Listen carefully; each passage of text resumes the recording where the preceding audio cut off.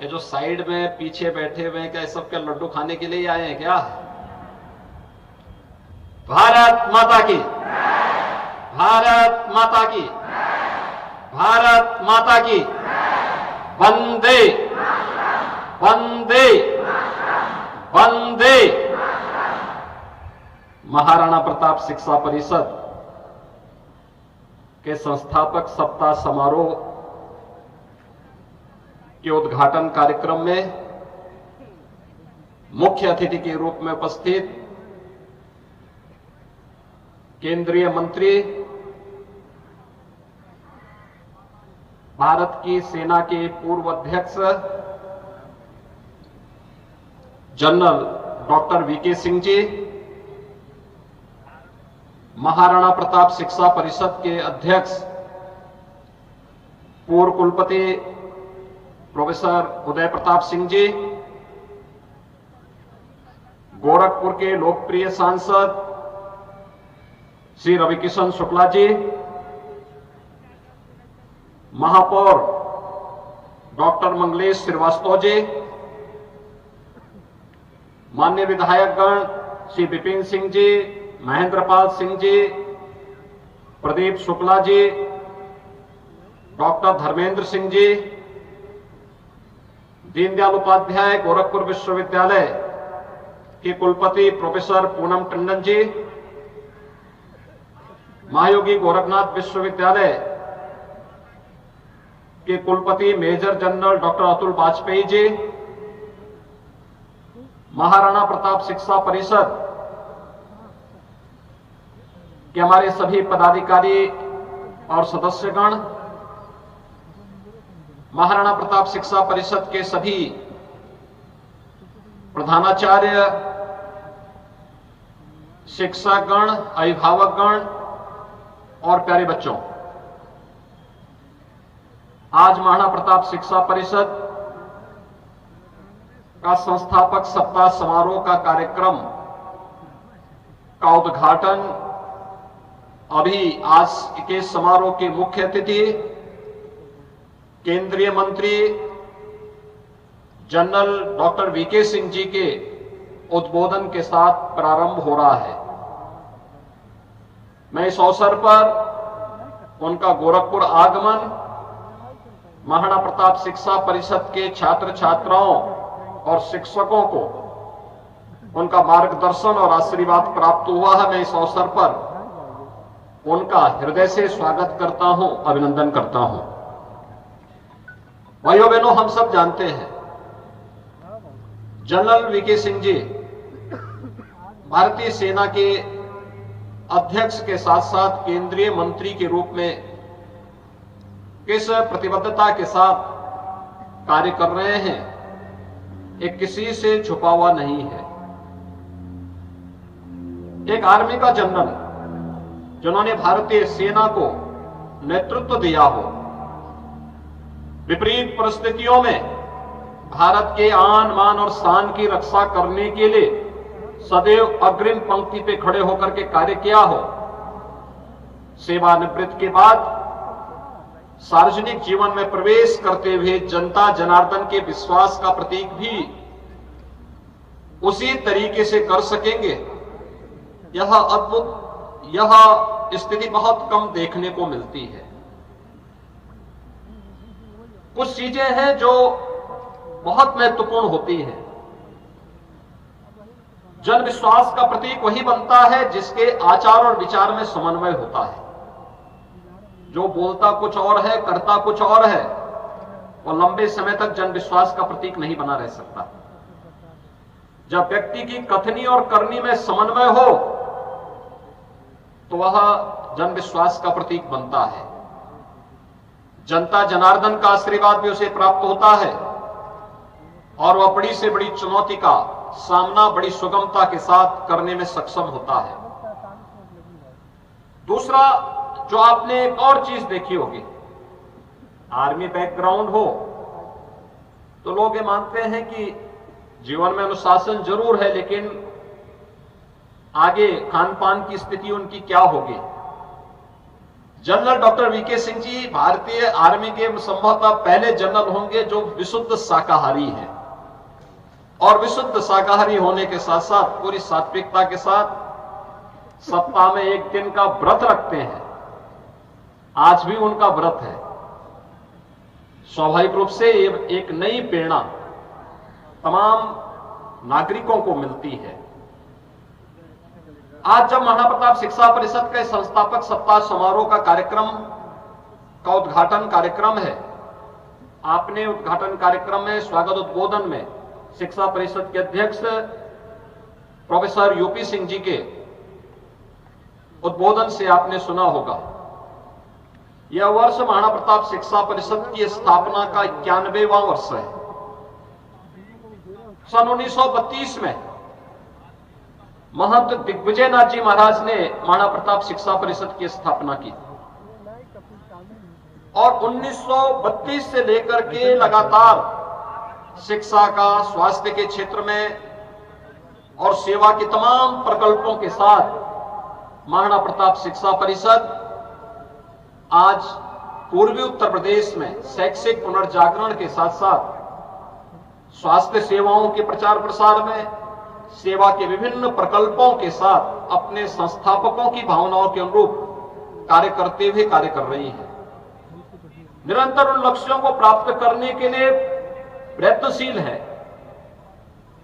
महंत दिग्विजयनाथ जी महाराज के द्वारा स्थापित और पूज्य महंत अभेद्यनाथ जी महाराज के द्वारा पल्वित और पुष्पित महाराणा प्रताप शिक्षा परिषद आज अपने संस्थापकों की भावनाओं के अनुरूप, उनके आदर्शों के अनुरूप उन लक्ष्यों को प्राप्त करने के लिए निरंतर प्रयास कर रही है।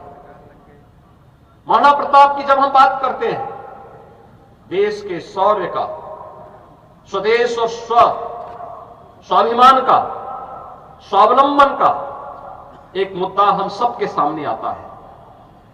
यह हमारा सौभाग्य है कि हमने देश की आजादी के 75 वर्ष के सफलतापूर्वक कार्यकाल को और उस आयोजन को अपनी आंखों से देखा है।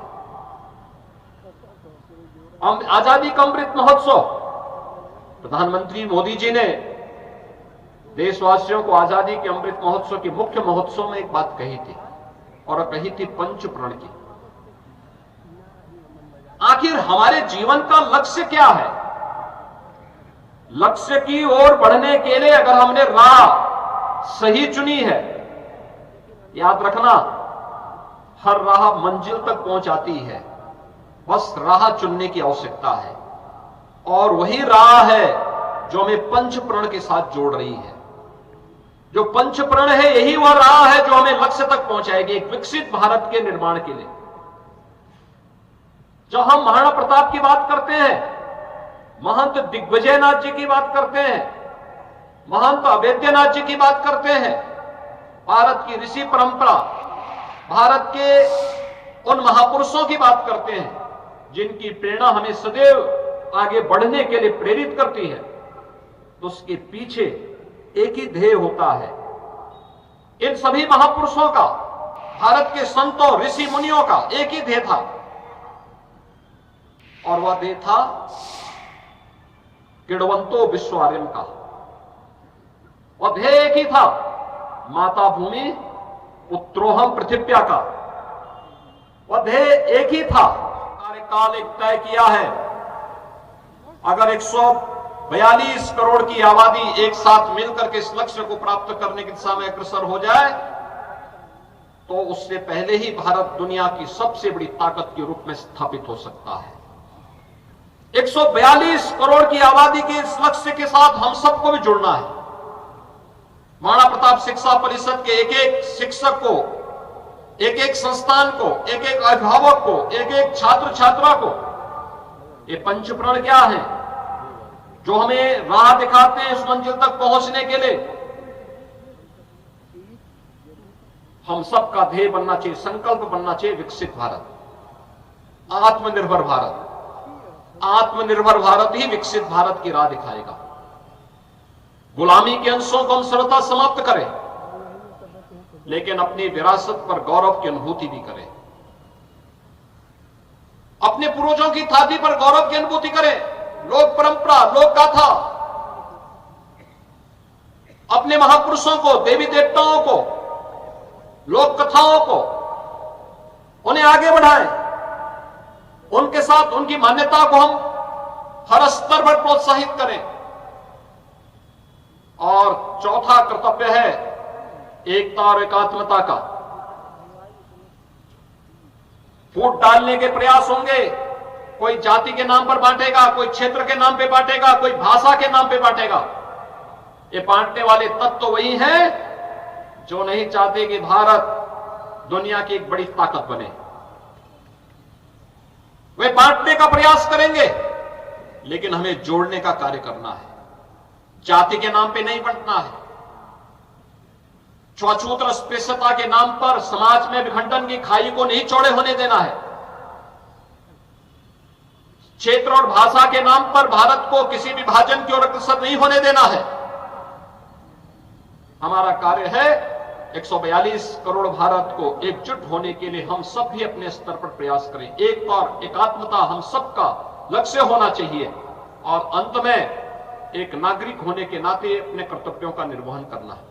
जिस क्षेत्र में है उस क्षेत्र में मेरी जिम्मेदारी एक छात्र के रूप में मैं अपनी कर्तव्यों का पालन करूंगा, एक अभिभावक के रूप में अपने दायित्वों का निर्वहन करूंगा, एक शिक्षक के रूप में अपने दायित्व का ईमानदारी पूर्वक निर्वहन करूंगा, एक संस्था अध्यक्ष के रूप में अपनी जिम्मेदारियों का निर्वहन करूंगा।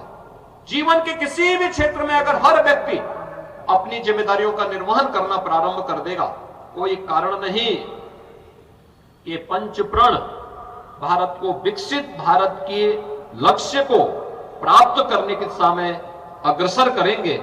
और आज हम सब महाराणा प्रताप शिक्षा परिषद के संस्थापक सप्ताह समारोह के उद्घाटन कार्यक्रम में इस लक्ष्य को प्राप्त करने की दिशा में अग्रसर होंगे। आज का यह कार्यक्रम शोभा यात्रा से प्रारंभ होता है। शोभा यात्रा आपके अनुशासन को प्रदर्शित करता है, आत्मानुशासन का भाव आपके अंदर पैदा करता है, लेकिन साथ साथ आपकी रचनात्मकता का भी एक लघु झलक इस शोभा यात्रा के माध्यम से देखने को मिलती है।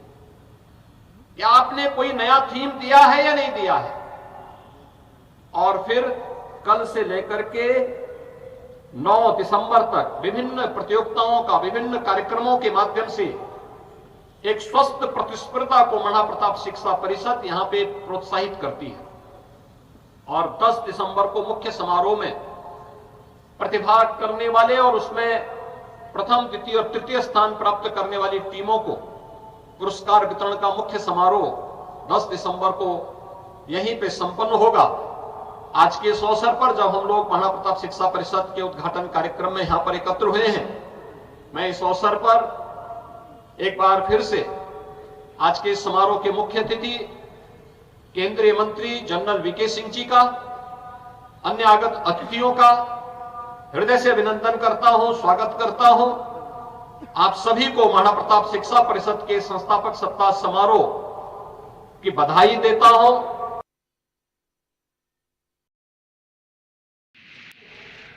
केंद्रीय मंत्री जनरल वीके सिंह जी का, अन्य आगत अतिथियों का हृदय से अभिनंदन करता हूं, स्वागत करता हूं। आप सभी को महाराणा प्रताप शिक्षा परिषद के संस्थापक सप्ताह समारोह की बधाई देता हूं, अपनी शुभकामनाएं देता हूं और विश्वास व्यक्त करता हूं कि हम लोग महाराणा प्रताप शिक्षा परिषद को प्रदेश की और देश की अग्रणी शैक्षिक और सेवा प्रकल्प के संस्थान के रूप में स्थापित करने के अपने संस्थापकों की भावनाओं के अनुरूप कार्य करेंगे और अपने राष्ट्रीय कर्तव्यों का निर्वहन विपरीत से विपरीत परिस्थितियों में भी करते रहेंगे। आप सबके प्रति मेरी शुभकामनाएं। धन्यवाद। जय हिंद। और उधर से प्लीज